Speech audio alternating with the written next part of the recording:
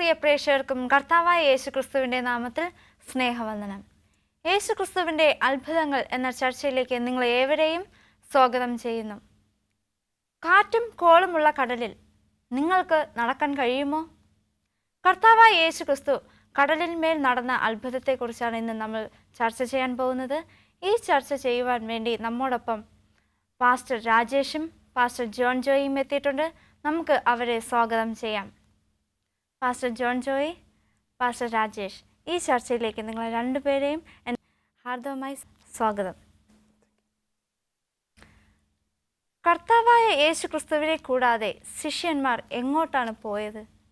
Pastor Rajesh. ഇവിടെ നമ്മൾ ആ വാക്യങ്ങൾ വായിക്കുമ്പോൾ കാണുവാൻ സാധിക്കുന്നത്, കർത്താവായ ദൈവം 5000 പേരെ പോഷിപ്പിച്ചതിന് ശേഷം ഇവരെ അക്കരെ പോകുവാൻ നിർബന്ധിക്കുകയായിരുന്നു. കാരണം കർത്താവായ ദൈവം 5000 പേരെ പോഷിപ്പിച്ചപ്പോൾ ജനമൊക്കെയും ഇവനെ രാജാവാക്കുവാനായിട്ട് ആഗ്രഹിച്ചു. ഈ ഒരു ആഗ്രഹം പ്രത്യേകിച്ചും ഇവർക്കെല്ലാവർക്കും ഉണ്ടായിരുന്നു. അതുകൊണ്ട് തന്നെ ഇവർക്ക് അറിയാമായിരുന്നു, കർത്താവായ യേശു രാജാവായാൽ ഞങ്ങൾക്കും ഒരു സ്ഥാനം ലഭിക്കും എന്നൊരു ചിന്ത ഇവരുടെ അധികമായിട്ട് ഉണ്ടായിരുന്നു. അതെ, അതുകൊണ്ട് തന്നെ ഇവര് ജനങ്ങളോട് കൂടെ ചേർന്നുകൊണ്ട് കർത്താവായ യേശുവിനെ രാജാവാക്കുവാൻ അവർ ശ്രമിച്ചിരുന്നു. അപ്പോൾ ആ ഒരു ശ്രമത്തെ പരാജയപ്പെടുത്തുവാനായിട്ട് കർത്താവായ ദൈവം തനിയെ മാറി മലയിലേക്ക് പോയി പ്രാർത്ഥിക്കുവാൻ പോയി എന്നും ഇവരെ അക്കരയ്ക്ക് പോകുവാൻ നിർബന്ധിച്ചു എന്ന് നമ്മുടെ വചനം പറയും. അവരെ നിർബന്ധിക്കുകയാണ്, അവരെ പോകാൻ തയ്യാറായിരുന്നില്ല.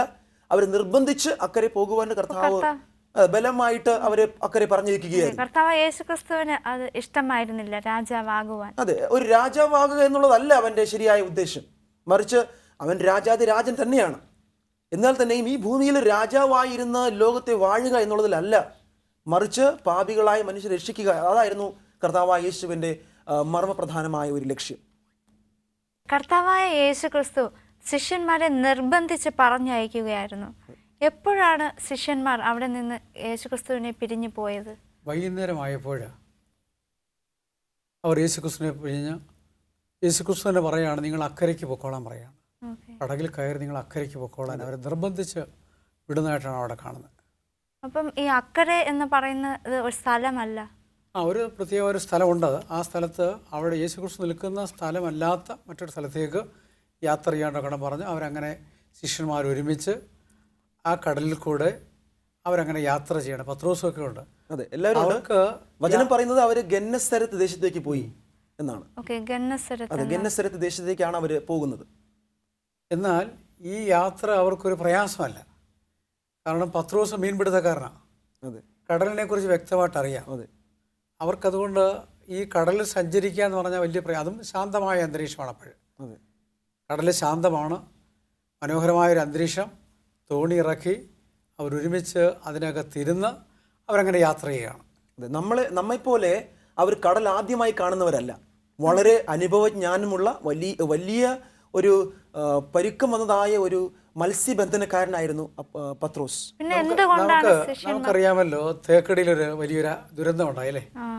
ആ ദുരന്തത്തിനകത്ത് ബോട്ട് പൊങ്ങി ഒരുപാട് പേര് മരിച്ചു. അവർക്ക് വെള്ളത്തിൽ പരിചയമില്ല. അതെ, എന്നാൽ പത്രോസിനെയൊക്കെ സംബന്ധിച്ച് എത്ര കോളും ഒക്കെ വന്നിരുന്നാലും എങ്ങനെയാണ് അവർ സഞ്ചരിക്കുന്ന പടകിനെ മുന്നോട്ട് നയിക്കേണ്ടത് അവർക്ക് വ്യക്തമായിട്ട് അറിയാം, നിയന്ത്രിക്കേണ്ടത്. അതുകൊണ്ട് അവർക്കൊരു ഭയമില്ല. അതുകൊണ്ട് ധൈര്യമായിട്ട് അവർ യാത്ര ചെയ്ത്. പക്ഷെ അവർ ഭയപ്പെട്ടു എന്ന് പറയുന്നു അല്ലേ? അതിന് കാരണം എന്ത്?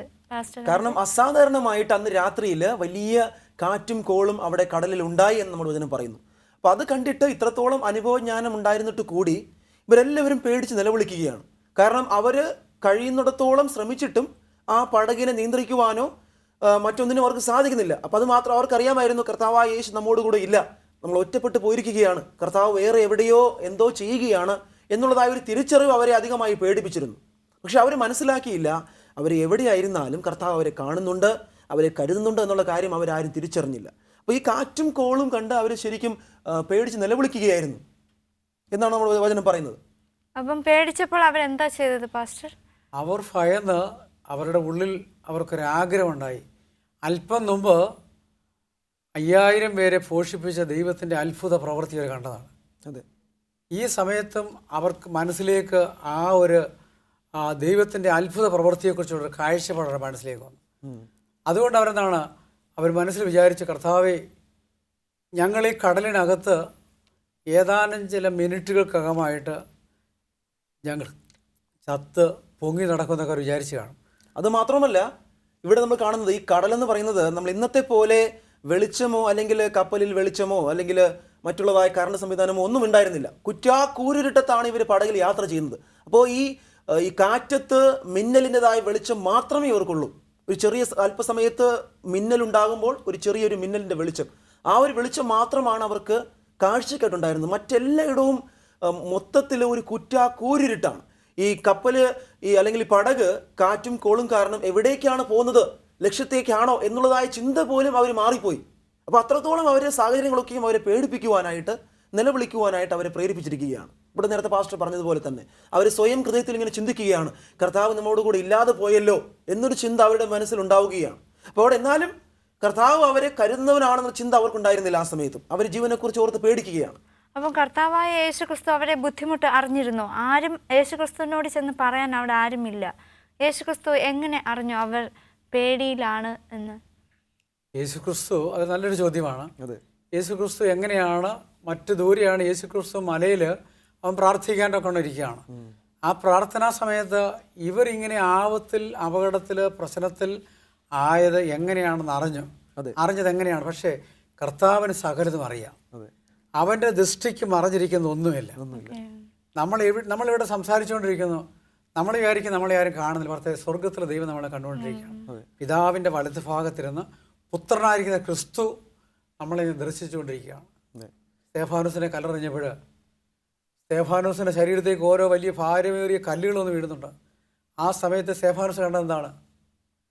സ്വർഗത്തിൽ പിതാവിൻ്റെ വലത്ത് ഭാഗത്ത് പുത്രനായിരിക്കുന്ന ക്രിസ്തു നിൽക്കുന്ന കാഴ്ച. എന്നതുപോലെ യേശുക്രിസ്തു എവിടെയായിരുന്നാലും തൻ്റെ മക്കളെ അവൻ കാണുന്ന ദൈവമാണ്. അവർക്ക് എപ്പോഴാണോ കർത്താവിന് ഏറ്റവും അധികം ആവശ്യമായിരുന്നത് ആ സമയം കർത്താവ് സ്വയം തിരിച്ചറിയുകയാണ്. അപ്പൊ അവരെ കരുതുന്നതാവനായ ദൈവം അവരെ മറന്നു പോകുന്നില്ല. അങ്ങനെ കർത്താവായ യേശുക്രിസ്തു അവരെ സഹായിക്കുവാൻ എത്തുന്നുണ്ടോ അവിടെ? അതെ, അതാണ് നമ്മൾ വചനം പറയുന്നത്. കർത്താവ് യേശു അവര് ഇപ്രകാരം മരണത്തെക്കുറിച്ച് ഓർത്ത് ചിന്തിച്ചുകൊണ്ട് പേടിച്ചളയുന്നതായ സമയത്ത് കർത്താവ് യേശു അവരെ മറന്നു പോകാതെ പെട്ടെന്ന് പ്രാർത്ഥന അവസാനിപ്പിച്ച് കർത്താവ് യേശു അവരുടെ അടുക്കിലേക്ക് വരികയാണ്. വരുമ്പോൾ എങ്ങനെ വരുന്നു? അത് വളരെ രസകരമായ കാര്യമാണ്. യേശുക്രിസ്തു വരുന്നത് ഒരു പടകിനകത്ത് കയറിയല്ല. അവര് പടകിൽ പോയി. പക്ഷെ കരയെയും കടലിനെയും നിർമ്മിച്ച കർത്താവായ യേശുക്രിസ്തു, ഈ അഖിലാണ്ടത്തിന്റെ സൃഷ്ടിതാവായിരിക്കുന്ന ക്രിസ്തുവിന് ഒരു വാഹനത്തിന്റെ ആവശ്യമില്ല. നല്ലൊരു ചർച്ചയായിരുന്നു. നമുക്ക് വീണ്ടും ഈ ചർച്ച തുടരാം. കർത്താവായ യേശുക്രിസ്തു എങ്ങനെ ശിഷ്യന്മാരുടെ അടുക്കലെത്തി? വീണ്ടും ഒരു ചെറിയ ബ്രേക്കിന് ശേഷം കാണാം.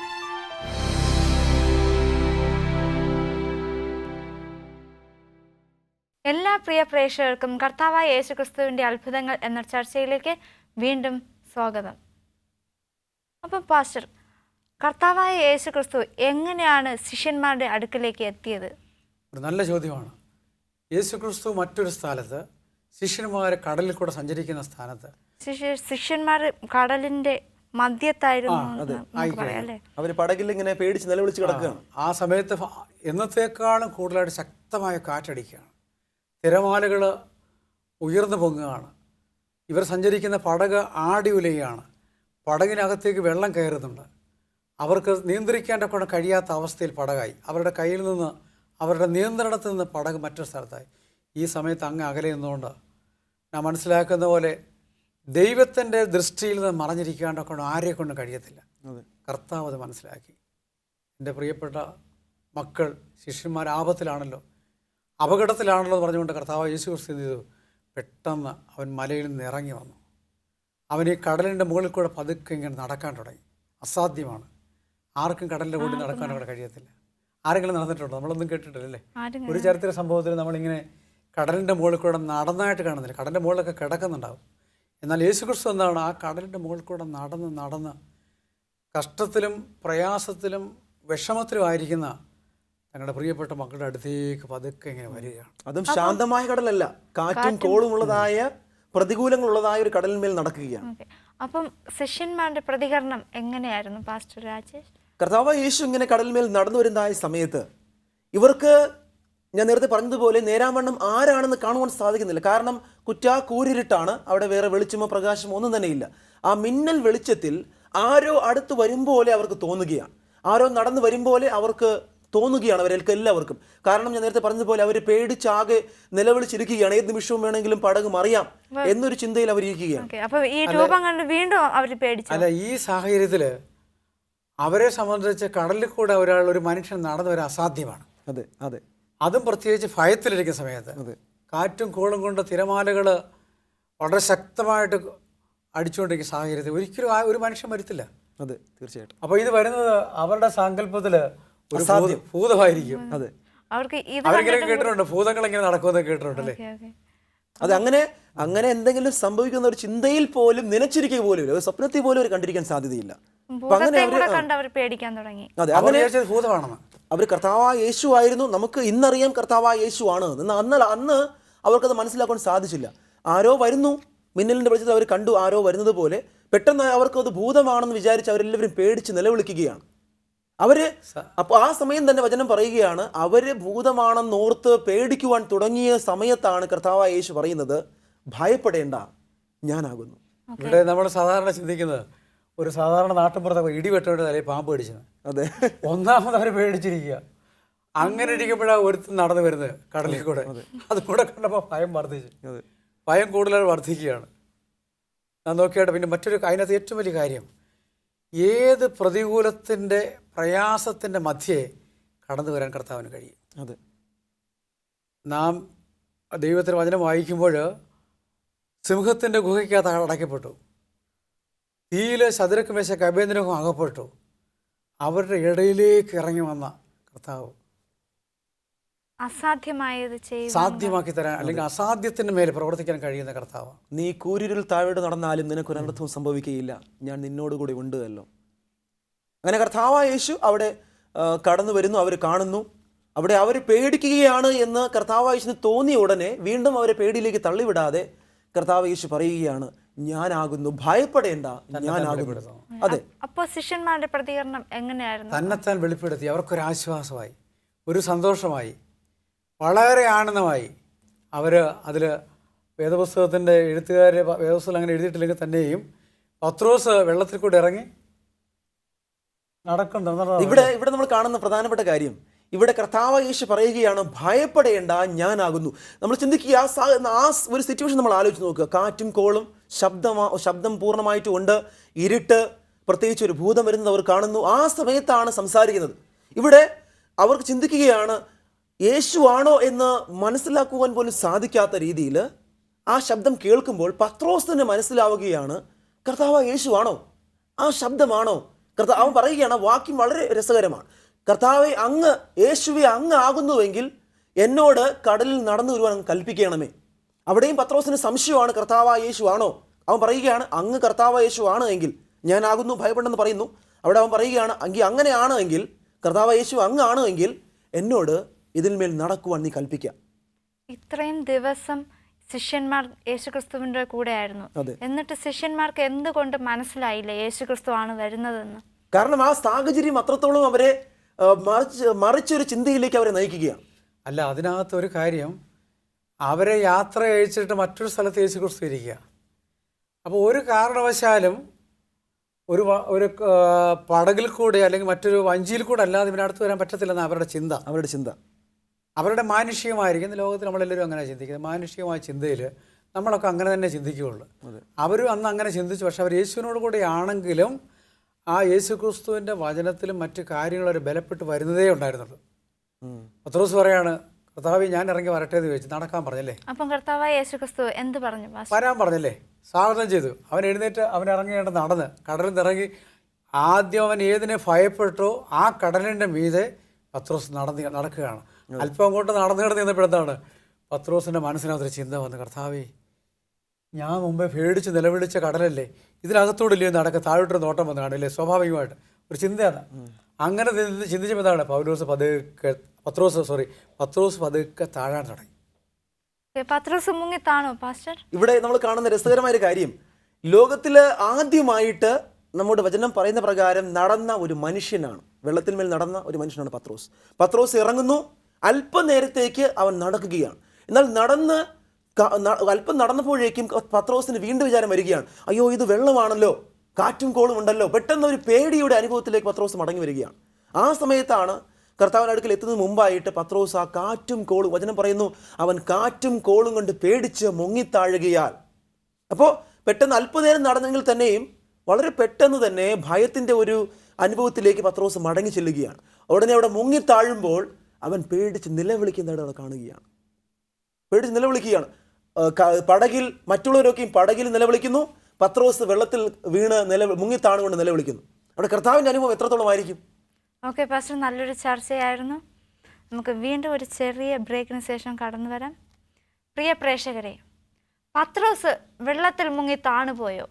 നമുക്കൊരു ചെറിയ ഇടവേളയ്ക്ക് ശേഷം വീണ്ടും കാണാം.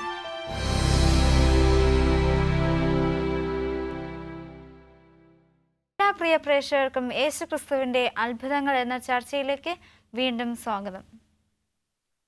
പാസ്റ്റർ, നമ്മൾ പത്രോസ് കടലിൽ കൂടെ നടക്കുന്നത് കാണുകയുണ്ടായി.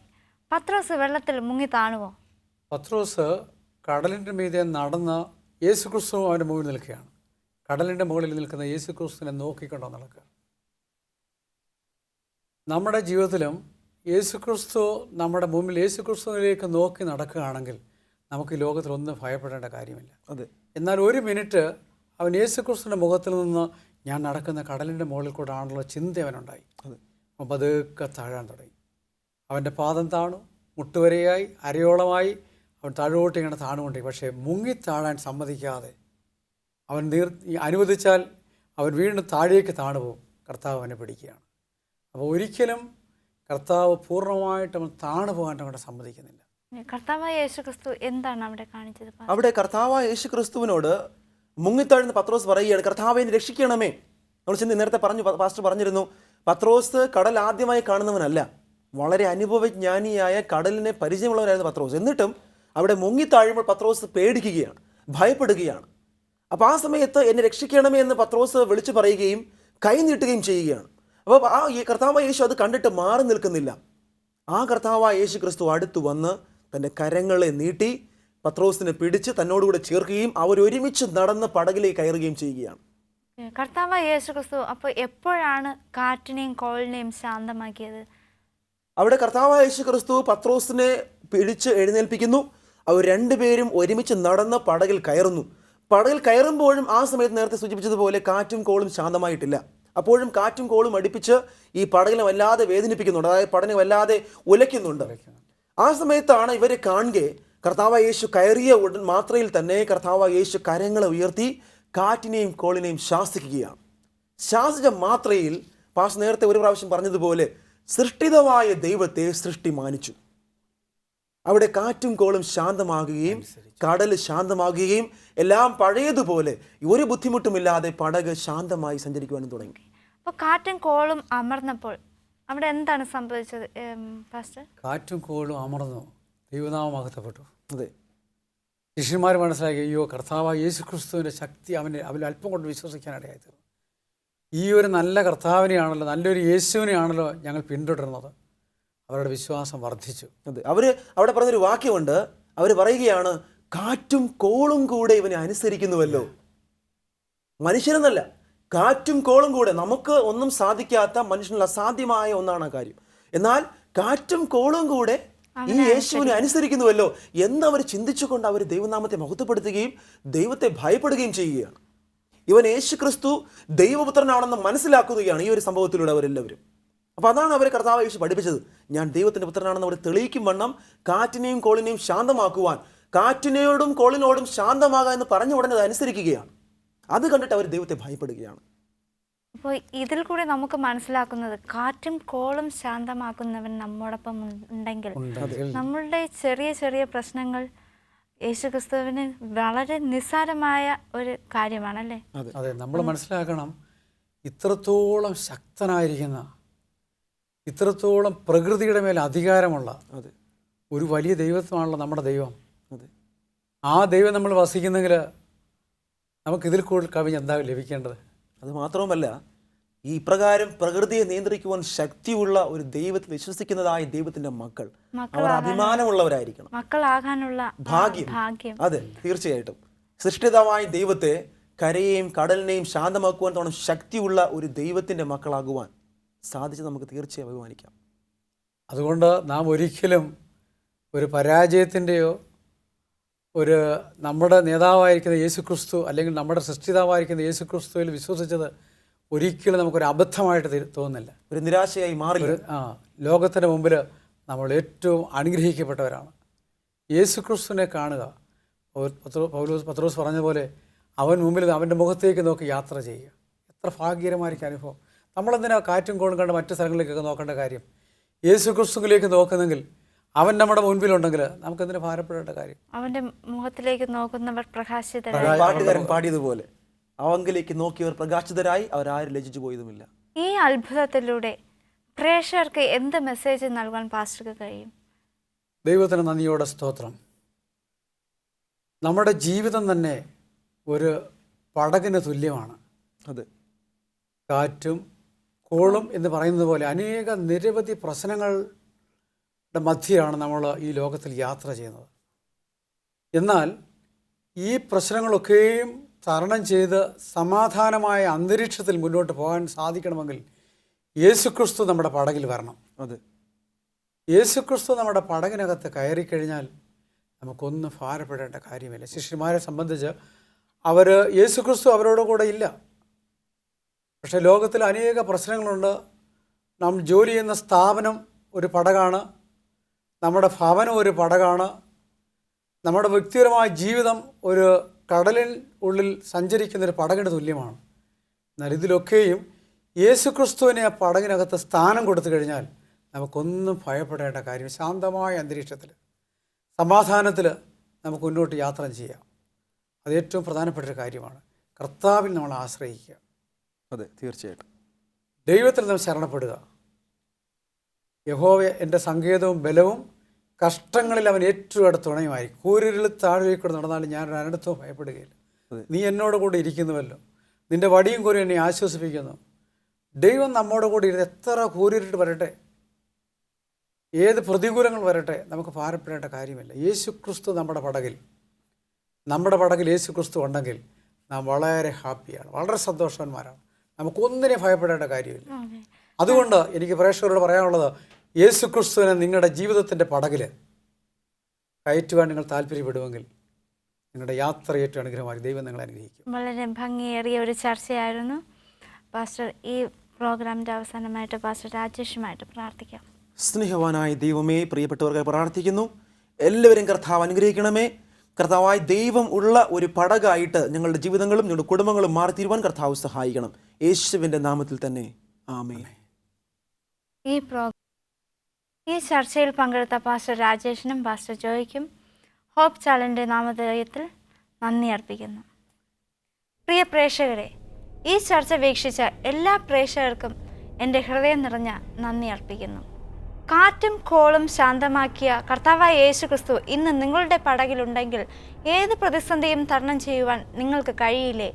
നിങ്ങൾ അതിന് സന്നദ്ധരാണോ? കർത്താവായ യേശുക്രിസ്തുവിൽ സമർപ്പിക്കൂ.